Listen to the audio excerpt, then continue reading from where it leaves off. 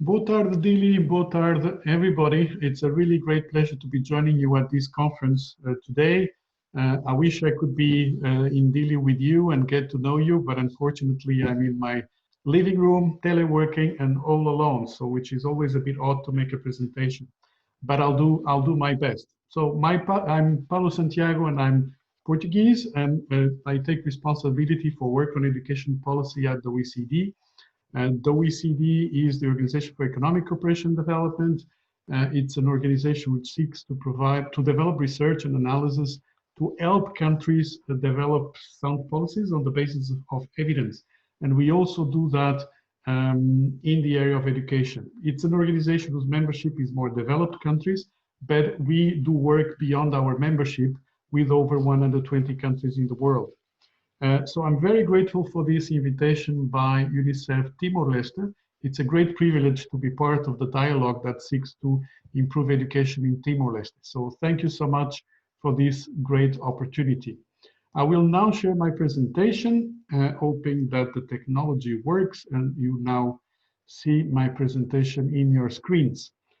So first of all, the current context clearly as ensure that the systems are now placing greater emphasis on ICT in education. Clearly with the crisis, reliving the pandemic crisis, there's been clearly a momentum to implement digital education policies as a result of the clear need that was identified during lockdowns around the world. So what I'm going to be doing here today is basically provide a systems perspective to ICT in education by offering some reflections about a possible framework for policymakers to consider when they develop and implement policies in ICT in education. The idea is to offer a perspective about the range of areas that they need to consider when they reflect about policies. So I will be presenting this framework. I have very little time to make the presentation.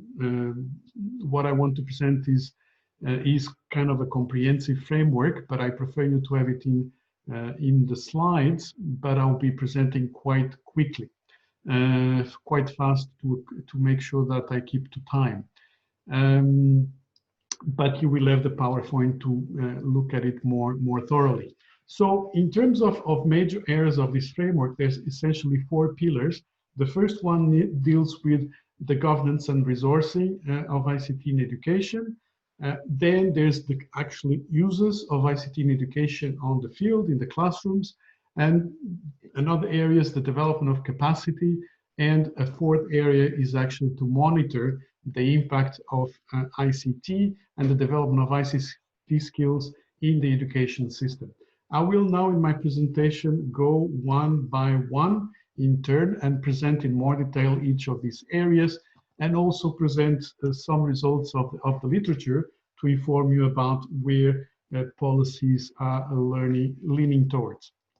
So the first aspect has to do with reflecting about strategies for ICT in education, the governance aspect, and also resourcing. It starts actually with the aspect of digital skills as generated by the education system itself. So as part of learning goals, what type of objectives do we want to achieve? And then focuses on the uses of ICT in education by looking at aspects of governance, aspects of resourcing, and then the infrastructure itself, which is rather important in terms of ICT in education. So one by one, the first aspect, very important, is articulating digital skills as part of learning goals. So making sure that it is an objective itself of the education system, that the outcome is that it generates digital skills in the population in general terms. So this implies actually integrating digital knowledge and skills in the curriculum itself by developing digital competencies as the ones described on the slide, but also mixing it up and making sure that they interact with other 21st century skills. For instance, critical thinking. And so that the students make critical uses of digital technologies once they acquire these skills. So typically countries, in addition to disciplinary areas more related to ICT in education also integrate this area across all curricular areas these days. And then they also reflect digital skills in terms of teacher competency frameworks, building the teacher's digital competence, which is so important actually to deliver digital skills as part of learning. Now, turning into the actual use of ICT in education, when systems develop and want to transform education systems by developing digital strategies, they engage first in planning. So they develop a plan on how to implement digital skills in the population through the education system. So first they have to think about digital strategy for education systems. So this typically involves looking at ICT infrastructure, about digital learning environments in terms of the quality of learning resources themselves, but also addressing issues such as fostering digital competence and bridging digital divides that occur when one develops ICT in education. Then there are aspects of governance. Once you have your plan, you need to distribute responsibilities to implement that plan. So who typically chooses ICT resources, how to use them? This is typically shared by different levels of government, by the schools and the schools themselves. Then you need to look at aspects and important aspects of regulation, such as protection of personal data or intellectual property, and making sure that there's open access to resources to a country with few resources, such as Timor-Leste. Issues of partnerships with the private sector, which are quite important in terms of the technologies being used, and also the importance of involving the families and the communities as partners in the use of ICT in schools. The second aspect is the infrastructure itself, how you actually provide access to internet across the country, in rural areas, and to digital devices. So this involves coordination across areas of government, making decisions about which digital devices to distribute, what type of resources are to be provided, whether they are provided to schools or to the students themselves, and how to actually resource digital learning environments. But a particularly important aspect is how to select the providers. So it's important that the country has in place effective public procurement procedures and needs to take into account that, of course, there will be maintenance costs in the future. Then another important aspect is the resourcing itself. So first question is, what is the level of resources we want the system to invest in ICT in education? There are trade-offs in terms taking into account the scarcity of resources, and Timor-Leste has other infrastructure needs, including the need for more classrooms. So it's important to analyze the trade-offs to decide on the level of investment, what are the funding sources, and then another important question is how to actually distribute the resources. And typically what countries do is to distribute them according to the needs of students in schools by taking into account the degree of disadvantage and vulnerability of the school populations, so that they engage in a more targeted distribution of those resources. So a second major area is the users actually themselves. So users for student learning, for supporting teachers, and also to support education management. The first important aspect in which I will spend a bit more time has to do with the student learning itself. There's great potential of ICT in terms of accessing a countless amount of learning resources, but also with the potential to transform teaching and learning in schools. However, we need to be aware that if not properly used, it can actually also hinder learning. And so now let me go through some of the technologies used. A first result of the literature is basically realizing that by simply expanding the hardware, meaning the ICT resources, the computers, the internet in schools, it's not sufficient to enhance student performance. It does improve computer usage and computer proficiency, but not necessarily learning itself. So you need to actually work more on other technologies, such as computer-assisted instruction or educational software for learning in the classroom. In terms of the literature, what it says is that it has displayed mixed effects, more promising results in mathematics, particularly in developing countries, and also the fact that in terms of impact, it seems like combining online and in-person instruction can work as well as traditional in-person only classes. And considering that there could be lower cost of providing online instruction, blended learning may be a cost-effective way to deliver instruction. And this is important, particularly in context of a lack of qualified teachers, such as the ones faced in Timor. Another aspect in terms of technologies is the availability of online laboratories with impact in terms of understanding of science, the potential also to enhance collaborative learning, and of course the potential future use of artificial intelligence. Even in developed countries, we are still at an experimental level, but it does promise, it holds great promise in terms of new opportunities for personalized learning, to support students with special needs, to actually analyze data, etc. Another aspect is the great potential of technologies for inclusion, so to target resources to the learning and through the personalization of learning. And actually some studies have provided evidence that ICT interventions benefit lower performing students more. This is particularly important in the context of Timor, where there's rural areas are a particular target of attention of policies, multi-grade classes, and also students whose mother tongue is not Tetum or Portuguese. Another aspect of the use of technology is improvement of communication with school communities, and as part of strategies to re-engage out-of-school children, again, a very big challenge in Timor.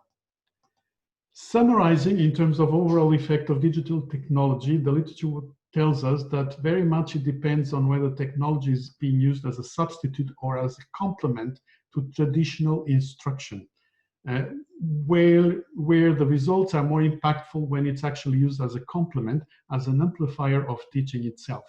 But if it's used as a substitute of teachers of traditional instruction, its impact increases the lower is the traditional method that is used.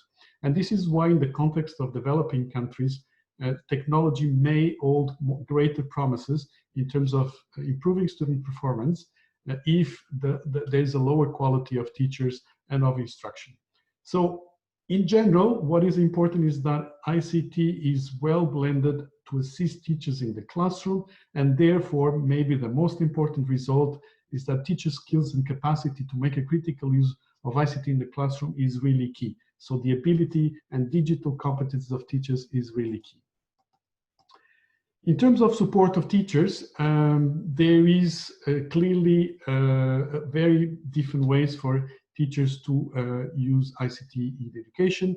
Their use is actually not very widespread even in developed countries before the COVID crisis. Now it's changed considerably. But there's a range of aspects, particularly effective training, attitudes towards ICT by the teachers themselves, collaborating with teachers, innovation environments that actually potentiate the use of ICT by teachers themselves.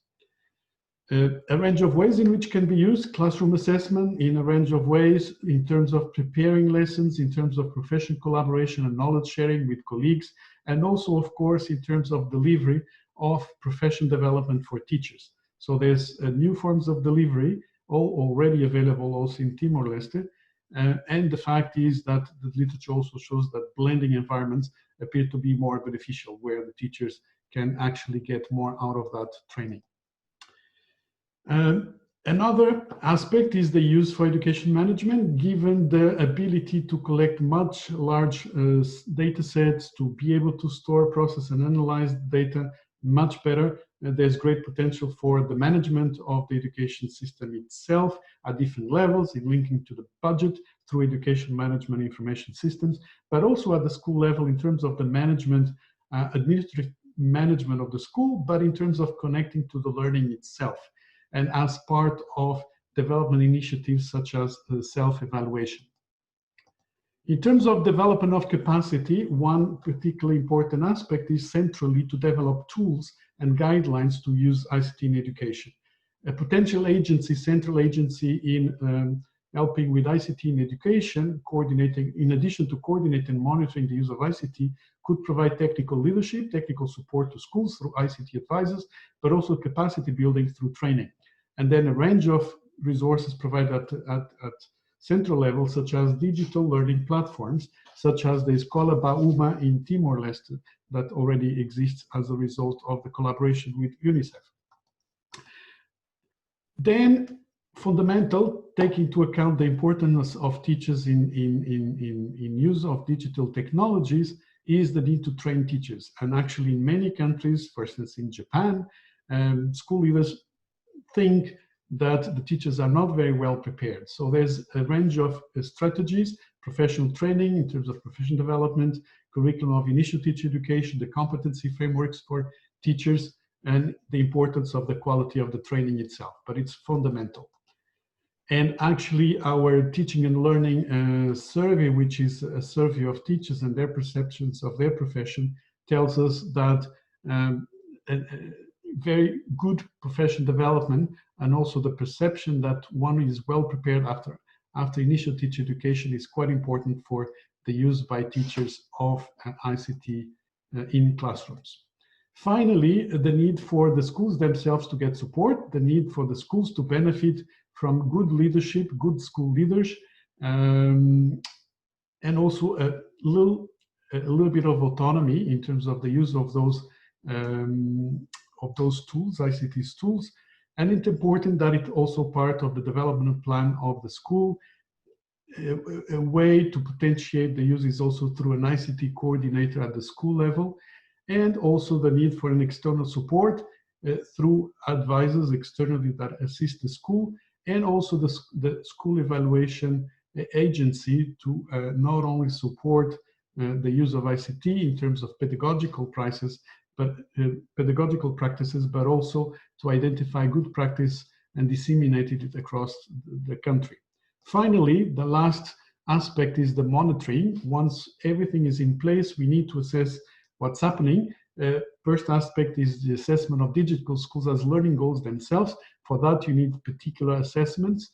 And then another aspect is to look at the interventions themselves and to make sure that the system is systematic in terms of evaluating those interventions and also considering piloting and experimentation before scaling up for the whole system. And the final aspect is the monitoring of the digital gap. This is very important to monitor in terms of access to digital technologies, in terms of monitoring of the actual use and benefits of ICT in education, because there's a great risks of a digital gap in terms of the vulnerable and disadvantaged populations. A very final aspect in terms of STEM education, the importance of monitoring also the digital divide between boys and girls with regard to STEM education, so that we can further decrease the gender gap in the technological sector. So it was a very quick presentation. You may want to look at more carefully about the presentation itself, since I had to rush through it, but the objective was to provide a framework for the policymakers to consider the whole aspects and system level aspects of introducing ICT in education. You will have some contact information and also the main sources for this presentation. Obrigado, Barak. Thank you so much for this opportunity. I trust the presentation was useful, and then I very much look forward to the discussion that we're going to have now. Thank you very much.